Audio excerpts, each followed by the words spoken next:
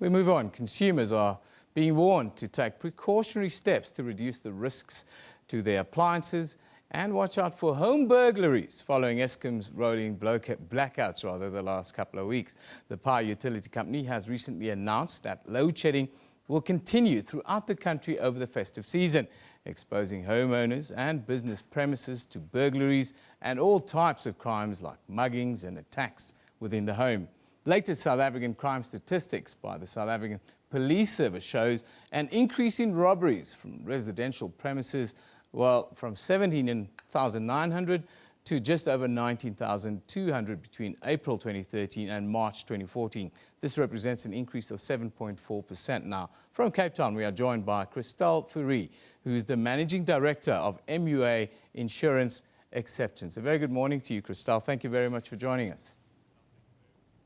Good morning.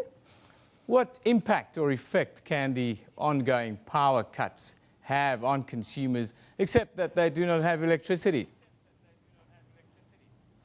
Well, if we look at insurance, there are basically two main areas that you have to be concerned about. First of all, it's the damage that can be caused to appliances as a result of power surge. And we've seen a marked increase in these claims being reported over the recent weeks with load shedding. And it's very, very important to note that not all insurance policies cover that. So we advise policyholders to check with their brokers and insurers to find out if they have their cover, if they're concerned about that. We're all at risk. I mean, if your cell phone's on charge, when the electricity comes back on, there's a good chance that your cell phone's actually going to get fried with the increase in the power surge. And then secondly, the thing that we started, thinking about after last week's load shedding is what happens if your alarm can't be set or the battery runs flat and you've got an alarm warranty or clause on your policy that says for you to have burglary cover, your alarm must be set in a working condition. How will insurance companies respond to that? Will they pay claims? And to answer that question, most of the insurance companies have gone on record to say they will pay the claims, but it's up to the consumers to make sure that their alarms are in working condition and the batteries are checked and replaced if they need be. Do what you can, and then your insurance policy will most probably respond if there's a burglary. So the consumer needs to be vigilant. According to the industry, the onus is on us. Is that right? Well, it's absolutely the case. It's always expected of the policyholder to practice due care and to make sure that everything is in place and correct. But at the same time, the insurance industry is saying, we understand, we're all feeling the pain of load shedding and that clients will be treated fairly. Yesterday, the Ombudsman went on record from his office as well to say that policyholders have to take the necessary steps to make sure that everything is in place. Check with your insurance company, ask them the question, or your broker, will I be covered if there is a problem with my alarm not responding? And if the insurance company says, no, we won't pay your claims, then it's maybe time to shop around. So for us, this really is it's a message about awareness. Ask the questions. Often with insurance, policyholders are complacent. They don't ask the questions and then they only get upset after the incident has occurred. So rather ask the questions up front and get everything in order before you go on holiday. Don't wait until after an incident.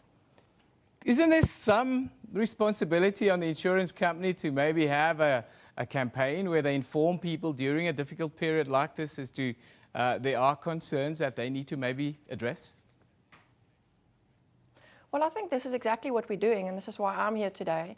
And a number of insurance companies have been being quoted in the media around this issue. Most of the insurance companies have sent out circulars to say that we understand there's a problem, that the ones that have gone on record say that they will cover the claims, but at the same time, this is a collective problem. Remember, the more claims we get, down the line, it will start affecting insurance premiums. So it's one thing to say, yes, insurance companies must pay the claims, and as I say, I believe that most companies will. The issue is, if this becomes an uninsurable risk because it's too expensive, what then? At the end of the day, the cost just gets passed on to the consumer. The cost of protecting your home as a result of crime and now as a result of load shedding will get passed on in some way. So it's something that we all need to work together on trying to minimize the exposure and the risk, and not be faced with major premium increases as a result of it. Minimize exposure, minimize risk during this time. Do you have any other advice that consumers should be on the lookout Yes. for? I think first of all, we don't like burglar bars and security gates on our properties because it doesn't look nice. With now knowing that we've got 2-3 years of extended load shedding that we probably will be facing, perhaps it's time to consider installing burglar bars, installing security gates so that you've got physical protection when you are out of power. It's very important to make sure that you do have your alarm battery checked. I know the alarm companies are inundated with calls at this time of the year, but do that. And make sure that your appliances are charged, your cell phones and your laptops and those things, so that if you're faced with an extended period of load shedding, at least if something goes wrong, you can phone the alarm company and say, come and help me, I've got a problem. Yes, then just practice due care and make sure that your windows are locked and your doors are locked, and don't leave things open to invite criminals to come and take your stuff out of your property. Well, thank you very much for joining us today. Christopher is the Managing Director of MUA Insurance Acceptance, and she says minimize risk. The onus at the end of the day is on you to read what is covered, what is not covered, what you need to do.